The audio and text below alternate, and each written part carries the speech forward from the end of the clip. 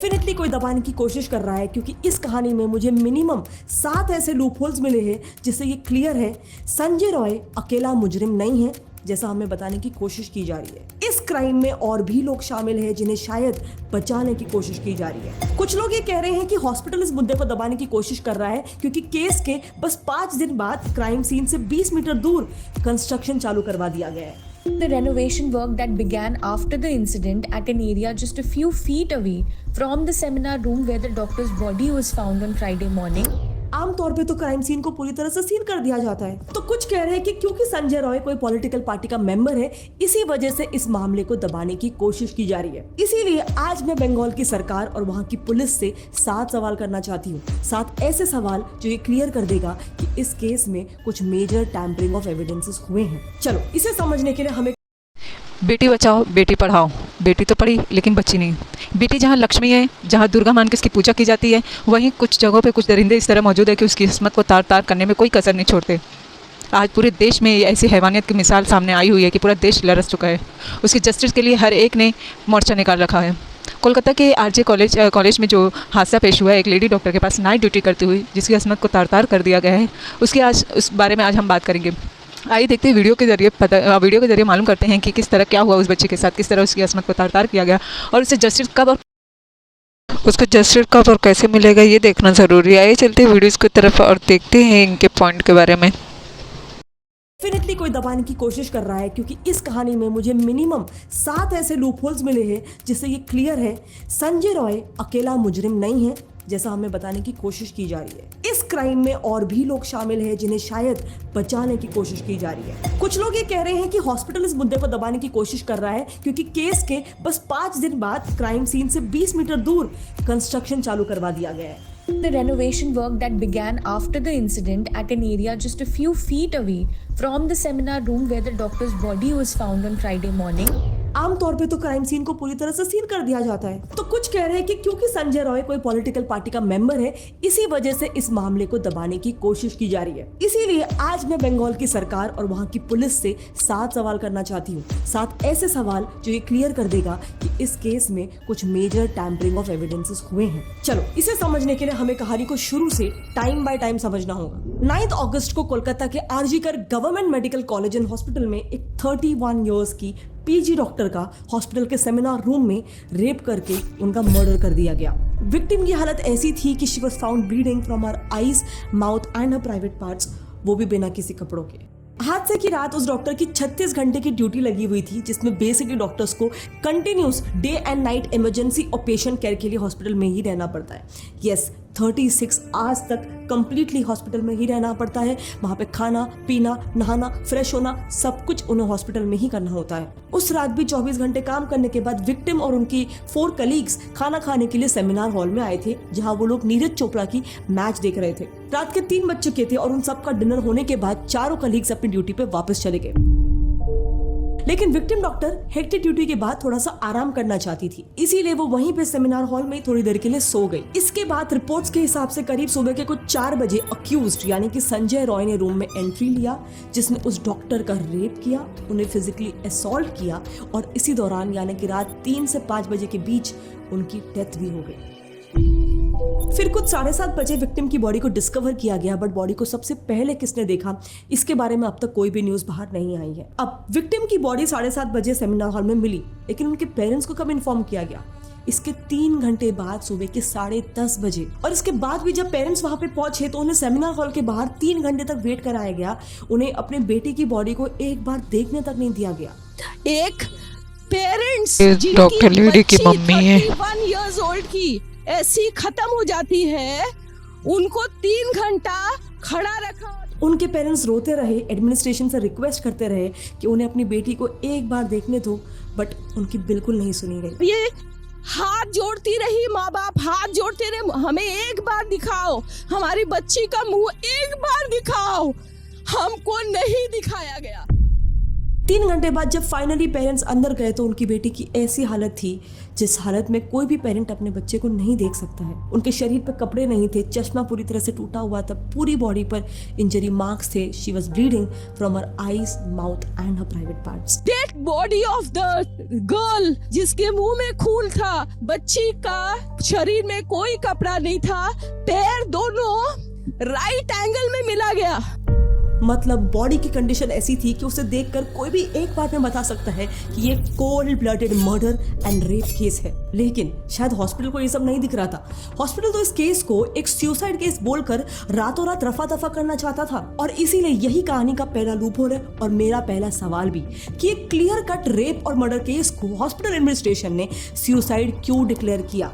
दूसरी बात, आखिर क्यों उनके पेरेंट्स को 3 घंटों तक वेट कराया गया, बॉडी तक नहीं दिखाई गई? क्या हॉस्पिटल एडमिनिस्ट्रेशन किसी को बचा रही थी या फिर अंदर एविडेंस की टैंपरिंग हो रही थी? तीसरी और इस सबसे भी ज्यादा शर्मनाक बात, उस कॉलेज के प्रिंसिपल ने बिना कोई ऑटोप्सी किए, बिना कोई प्रिलिमिनरी इन्वेस्टिगेशन किए डायरेक्टली जजमेंट पास कर दिया कि उस डॉक्टर को साइकोसिस नाम की एक मेंटल इलनेस थी और इसीलिए उन्होंने सुसाइड किया।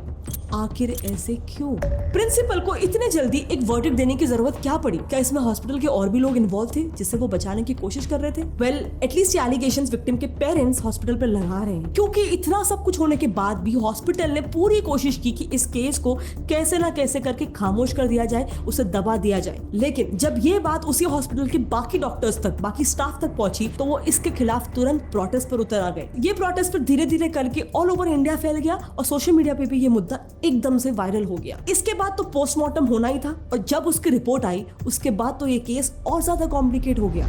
पोस्टमार्टम ने रिवील किया कि उस डॉक्टर को बुरी तरह से सेक्सुअल एक्सॉल्ट किया गया था। She was beaten and raped brutally. उनका abdomen, right hand and lips बुरी तरह से इंजर्ड थे, यहाँ तक कि उनका कॉलर बोन तक क्रश हो गया था। सो रिपोर्ट ने क्लियर कर दिया कि ये कोई सुसाइड का केस नहीं है। और इसके बाद जब पुलिस ने इन्वेस्टिगेशन शुरू की तो उन्हें सीसीटीवी फुटेज से पता चला कि रात को 4 बजे संजय रॉय नाम का एक इंसान सेमिनार हॉल में एंटर किया था। सेमिनार हॉल में पुलिस को एक ब्लूटूथ ईयरफोन भी मिला जो चेक करने पर उसके फोन से डायरेक्टली कनेक्ट हो गया। मतलब डेफिनेटली यही पर्सन कल्प्रिट था। इसीलिए पुलिस ने उसे तुरंत अरेस्ट कर लिया एंड गेस व्हाट, उसने अपना क्राइम कबूल भी कर लिया।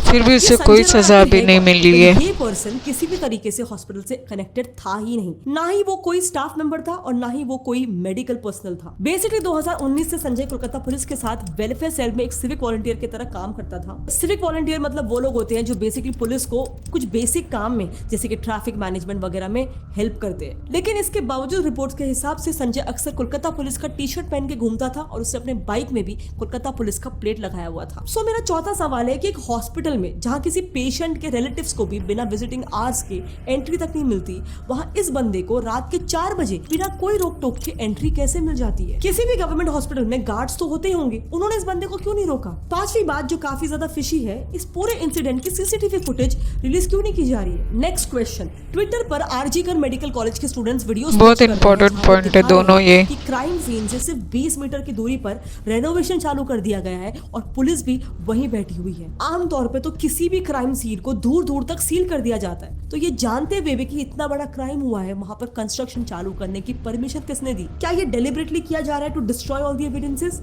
एटलीस्ट उस हॉस्पिटल के डॉक्टर्स तो यही क्लेम कर रहे हैं।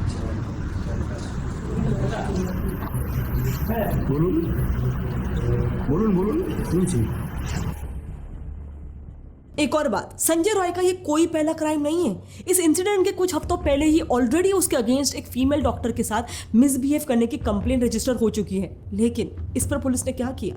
No action at all. और इस केस के भी उसके पहले एक औरत ने लाल बाजार पुलिस स्टेशन में ये कह के रिपोर्ट दर्ज की थी कि रॉय पिछले 3 महीने से उसे फोन करके उसे परेशान कर रहा है, उसे हरास कर रहा है। उस लेडी के एलिगेशन है कि रॉय ने पहली बार उसे मेडिसिन खरीदने के बहाने आरजीकल मेडिकल हॉस्पिटल में से ही उस लेडी से कांटेक्ट किया था और फिर प्रेस्क्रिप्शन से उसने उसका नंबर चुरा लिया, जिसके बाद लगातार रॉय उस पर प्रेशर डाल रहा था और धमकी दे रहा था कि वो लेडी उससे मिलने आए। अगेन इस पर वहां की पुलिस ने क्या एक्शन लिया? अरेस्ट के बाद संजय रॉय के फोन से पोर्नोग्राफिक कंटेंट भी मिला था एंड जब उसके नेबर्स से पूछताछ की गई तब उन्होंने बताया कि संजय की 4 बार शादी हो चुकी है और उसकी 3 वाइफ्स उसे छोड़कर चली गई थी उसके अब्यूजिव बिहेवियर के वजह से।